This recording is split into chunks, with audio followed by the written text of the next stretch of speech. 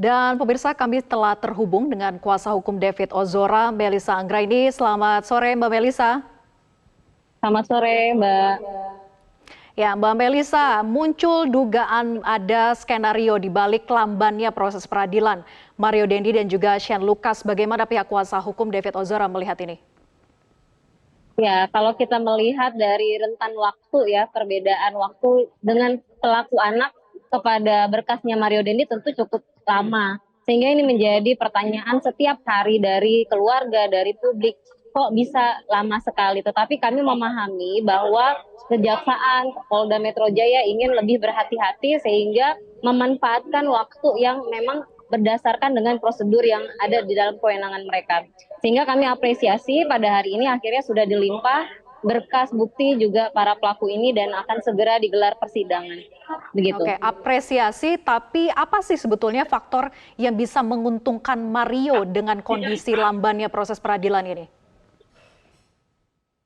Ya, menurut kami mungkin dari kuasa hukumnya memiliki banyak waktu untuk membangun narasi-narasi baru. Namun yang harus diingat, Mario Dendi ini kan sudah memberikan kesaksian di dalam proses persidangan anak berkonflik hukum AG.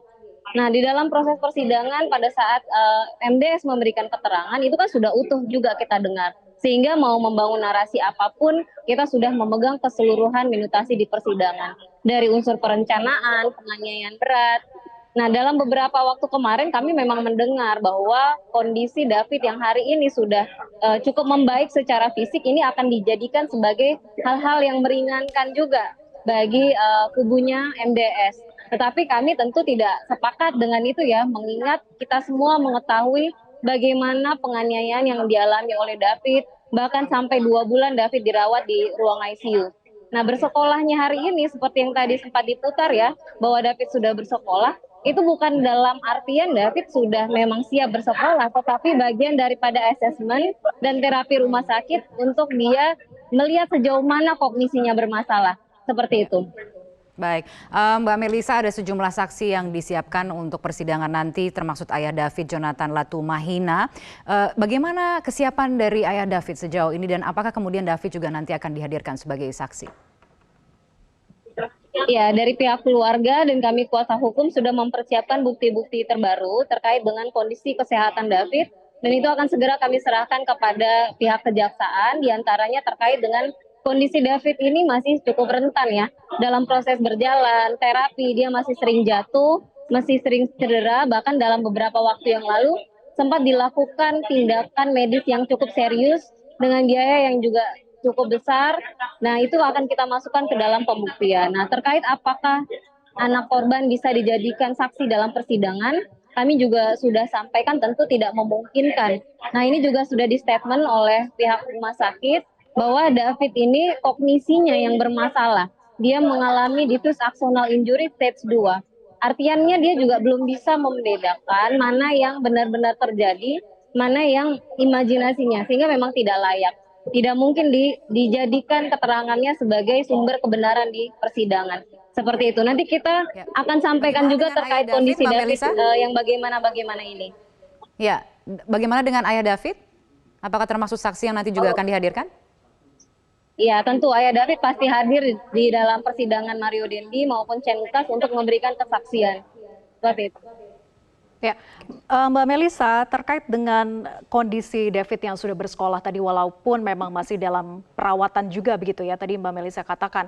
Tapi bagaimana kalau ini memang benar-benar dijadikan bukti kuat, kemudian berdampak kepada dakwaan dalam tuntutan nanti, Mbak Melissa. Terlebih pada saat sangkaan kita tahu memang disangkakan pasal penganiayaan berat. Tapi bagaimana kalau berubah drastis pada saat dakwaan nanti? Ya, ini yang jangan sampai kita jadi sesat pikir dalam melihat pasal-pasal ini. Bahwa penganiayaan biasa itu adalah penganiayaan yang tidak mengakibatkan luka berat atau kematian. Berbeda dengan penganiayaan berat, yang pada saat kejadian memang yang dialami itu adalah penganiayaan yang menyebabkan luka berat. Dan di dalam pasal 90 KUHP disebutkan klausul dalam luka berat itu apa saja. Ya, tidak bisa melakukan kegiatan sehari-hari, kemudian tidak bisa memiliki daya pikir yang sempurna lebih daripada 4 minggu dan lain sebagainya. Kita bisa melihat kondisi David yang hari ini membaik, tentu dari usaha dan perjuangan David untuk berjuang bertahan hidup, bagaimana keluarga David mengupayakan seluruh proses pengobatan. Kita bisa bayangkan ketika sesaat aja pada saat penganiayaan itu tidak hadir saksi Ibu N, kita tidak tahu kondisi David hari ini seperti apa, sehingga tidak masuk akal. Yang dilihat itu adalah seluruh proses perjuangan pengobatan. Ketika sudah membaik, maka hukuman pelaku dicantumkan terhadap kondisi hari ini. Tidak seperti itu menilainya, Mbak. Gitu. Iya. Itu Tapi sesat sekali kalau saya pikir. Iya, Mbak Melisa, tapi adakah peluang kemudian melihat kondisi perbaikan yang terjadi pada korban anak David dalam hal ini? Apakah itu berpeluang untuk kemudian mempengaruhi jalannya persidangan nantinya? Saya rasa sama sekali tidak ya Mbak, terlebih pada saat pelaku anak yang berkonflik hukum AG ini kan sudah diputus dan pasalnya adalah penganiayaan berat terencana. Jadi tidak mungkin terhadap pelaku utama ini lari daripada pasal 355 begitu. Oke, Kondisi baik. David karena yang memang dihajar adalah kognisi, sampai saat ini terus dilakukan asesmen sejauh mana persoalan-persoalan terkait kognisinya ini begitu. Jadi tidak ada lah ruang untuk mereka mencari peringanan sehingga penganiayaan berat ini berubah menjadi penganiayaan biasa. Itu tidak mungkin. Oke, baiklah kalau Baik. begitu. Terima kasih Mbak Melisa telah bergabung bersama kami di Prime Time News. Selamat sore.